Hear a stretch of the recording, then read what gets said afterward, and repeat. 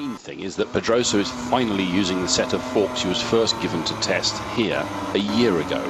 They've sort of been on the bike and off the bike a few times, but he's probably only ever done about 20 laps on them. Riding on board with Jorge Lorenzo, winning here behind Spies to Rossi, an even smaller gap behind Rossi to Bautista. That Yamaha surely went off the cam as he let the clutch in down to the first corner. Lorenzo just went down a bit, tried to go around the outside. That's brave, holding it, holding it, holding it. Explosive action. They really do earn their money. Fantastic to ride on board with him. Simoncelli had a rubbish start, Toby, as well. He wasn't in the picture, obviously, when he went backwards. Cutting through is Lorenzo, great shots. Said Toby on the grid, all at sea with the electronics, but he's always a good starter, all that motocross practice. And the hill there, urging Lorenzo on, everybody else not moving at all. Yes, stationary, apart from one man who might regret it later. Right-hander. Bang, down he goes.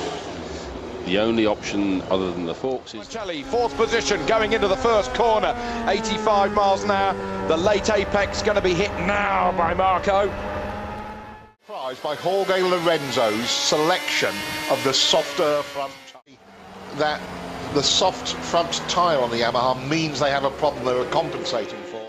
A quarter of a second.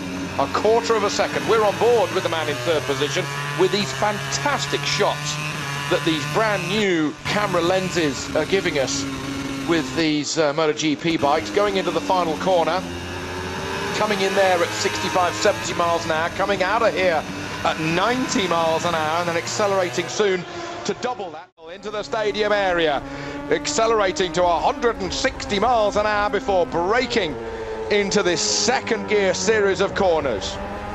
Back though with another Honda with the rearward facing camera, the real rasp of Andrea Dovizioso's number 4.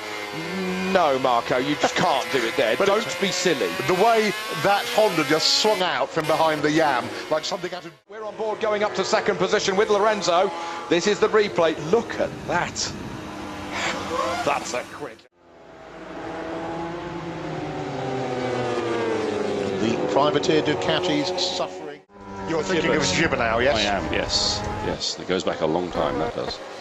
Because they were measuring all the fuel into the tanks at the next race to make a point. Here comes Marco Simoncelli, and he makes it stick, and he puts Lorenzo off the podium. Sorry. Later in the race, is Simoncelli shaping up for a pass? He's always shaping up for a pass. Is he going to actually try and make it stick? That's the view from Marco's bike. And there goes the front. Had a wobble on the way in, just maybe a couple of clicks out of 7th position here in the Czech Republic. Complaining about traction at the rear, it really wasn't working for him. Come the race, that's it. When Dovizioso had that moment and the gap suddenly opened up. When we talked to him the other night, Toby, that's what he expected to do. He is testing. That's his heart stopping. It is for me. Here it is again. Oh, Toby, I see why you were out of your chair.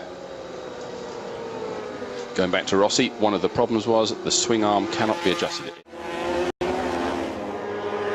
Yeah, okay, that's all well and good, but we really need to see, that's a lap ago that, coming up the hill.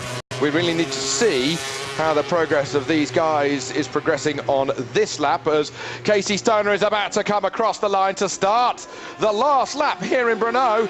Win number 6 on the cut. Look at the lead, look at the lead. Unbelievable. That's the whole straight. Podium. Casey Stoner, win number 6 here in 2011. He now has a 32-point lead in the World Championship going to Indianapolis.